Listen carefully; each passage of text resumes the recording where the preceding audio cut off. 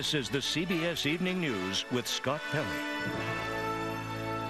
Good evening. Scott is off. I'm Rebecca Jarvis. In a few hours, the U.S. will go over the fiscal cliff, which could trigger across-the-board tax increases and billions in spending cuts. However, there is hope for a soft landing. Senate Republican leader Mitch McConnell and President Obama said today a deal was close. But late in the day, House leaders announced they will not vote on a deal tonight. They're waiting for the Senate. So what happens now? We have two reports, beginning with Nancy Cordes on Capitol Hill. Nancy, good evening. Good evening to you, Rebecca. It looks like the deadline pressure finally prompted a meeting of the minds today, and negotiators agreed to a plan that extends the Bush-era tax cuts for 99% of Americans. But they are hung up on one key spending issue, and so it looks like we will go over the fiscal cliff, at least temporarily. We're very, very close to an agreement. Senate Republican leader Mitch McConnell said his round-the-clock negotiations with Vice President Biden had paid off. I can report that we've reached an agreement on all of the tax issues. First and foremost, the Bush-era tax cuts. The two sides agreed to extend them permanently for all household income under $400,000 a year for individuals, $450,000 a year for families. Negotiators also agreed to prevent the alternative minimum tax on the wealthy from hitting millions of middle-class families every year by permanently adjusting it to inflation. And they agreed to hike the estate tax rate from 35% to 40%. But the first $5 million worth of inheritance would be exempt from taxation permanently. The breakthrough prompted relief for many, including Connecticut Senator Joe Lieberman. I hope the negotiations going on now end with an agreement, and I hope that we will pass it with a bipartisan majority, strong bipartisan majority in the Senate and the House. But others, chiefly Republicans, were angry that the deal did not include a serious package of spending cuts and might actually add to the deficit. Tennessee Senator Bob Corker. Everybody on this body knows we've done nothing by the time this agreement takes place to reduce a penny of debt in this country. People know that, and that's a shame. Tonight, the two sides are still haggling over the $110 billion worth of spending cuts, across-the-board cuts that are set to go into effect tomorrow. They're trying to figure out a way to push those cuts off for at least a couple of months. And because of that, Rebecca, the Senate still hasn't voted, and the House can't vote until the Senate does. So we're still in limbo. Nancy Cordes, thank you. President Obama gave a briefing on the budget talks before an audience that included former campaign volunteers and supporters. Major Garrett is at the White House tonight. Major, good evening. Good evening, Rebecca. The president won higher income taxes on the wealthy, but he had to give up a few things to achieve that. Gone, for example, is that $250,000 income threshold that was part of the president's successful re-election campaign. And that's a level that only yesterday top White House officials insisted would not budge. Now it's moved all the way up to $450,000 per household. And though taxes will go up on estates and family farms, the president gave in to Republican demands to minimize the scope of that particular tax increase.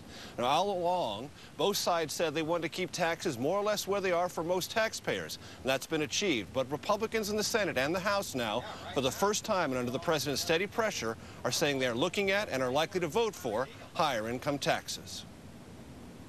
For now, our most immediate priority is to stop taxes going up for middle-class families starting tomorrow. I think that is a modest goal that we can accomplish. Democrats and Republicans in Congress have to get this done, but they're not there yet. They are close, but they're not there yet. And one thing we can count on with respect to this Congress is that if there's even 1 second left before you have to do what you're supposed to do, they will use that last second. The president appears willing, and Congress appears prepared to go along with an idea of using time it doesn't really have. But after securing an extension of jobless benefits and tax credits for low-income and poor working families, the president thinks Congress, and more importantly the country, can live with 1 day of cliff diving, but not many more. Major Garrett, thank you. All of this uncertainty is not sitting well with business owners. It's tough to run a company when you have no idea what's going to happen in Washington. Lee Cowan has that part of the story. Joanne Vinute is running the numbers. Her payroll is due this week, although she at least now has a hint of what taxes to withhold from her dozen employees. That's only half her worry. Unresolved spending cuts are the other. It's very uncertain and very unnerving and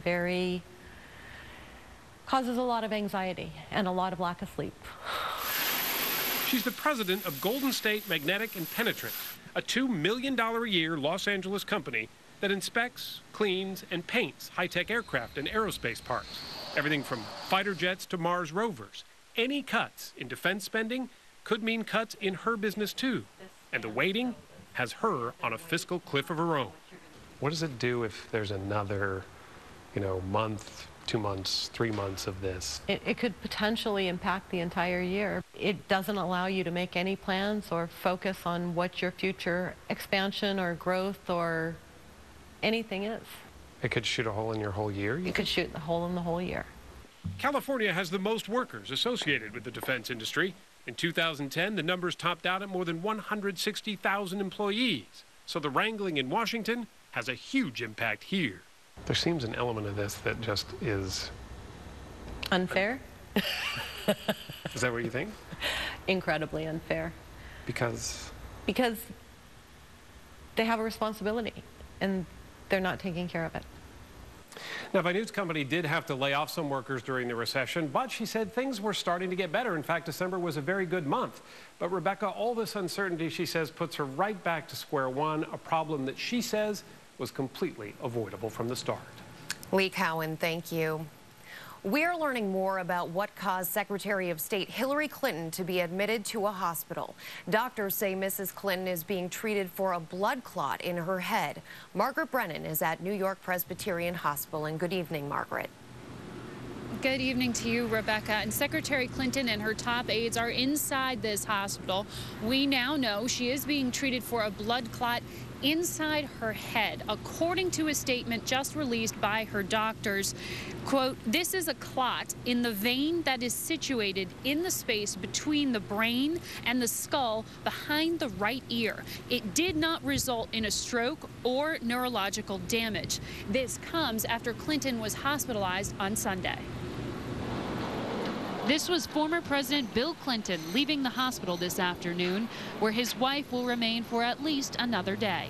The 65-year-old was last seen in public on December 7th in Northern Ireland, where she spoke about life after her retirement from the State Department. I look forward to coming back and having some time just to relax and spend a few hours talking with friends and thinking about things besides public life.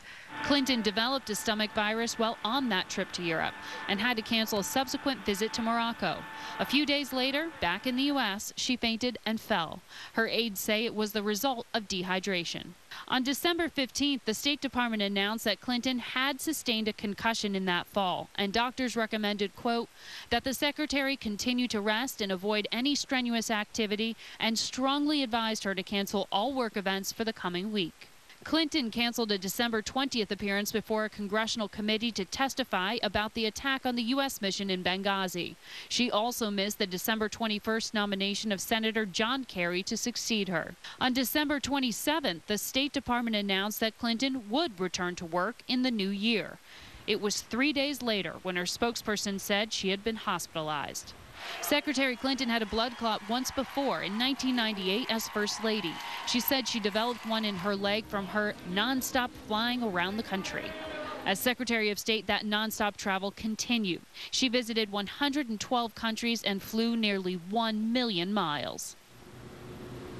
In initial statements, Clinton's spokesperson said she would be hospitalized for 48 hours. Doctors now say they need to see how she responds to medication. Margaret Brennan, thank you. Dr. John LaPook is our chief medical correspondent. Good evening, John. Good evening. So what do you think has happened to Secretary Clinton? Rebecca, that blood clot that Margaret described is behind the right ear, and it's in the vein that helps drain blood from the brain all the way down. And what happened is really anybody's guess, but trying to put it together, we know that 2 to 3 weeks ago, she fainted and hit her head. Now, at that time, she could have had trauma. She could have ripped that vein and had a little bleeding, a little clot formation. On top of that, we were told she had a stomach virus, and we know that dehydration increases the odds of having a clot. On top of that, there's this history of a blood clot in her leg, and it is possible that she has an underlying tendency towards increased clotting. That's something down the road where doctors are going to have to look into that. So how serious does it sound, and what's the prognosis? The prognosis seems excellent, and the reason is this was found incidentally. She didn't have any symptoms, she didn't have a stroke, she didn't have a seizure. It was just found on an incidental exam. Now, she's going to need, say, 3 to 6 months of anticoagulation. They're going to have to look at her very closely because in the months following head trauma, if you're thinning somebody's blood, there is a risk of causing bleeding. So they're going to follow her very closely, and the prognosis should be excellent. Dr. John LaPook, thank you. Indians protest for women's rights after a rape victim's violent death. Was the driver going too fast before a deadly bus crash in Oregon? And why this was a tough day to be an NFL coach when the CBS Evening News continues.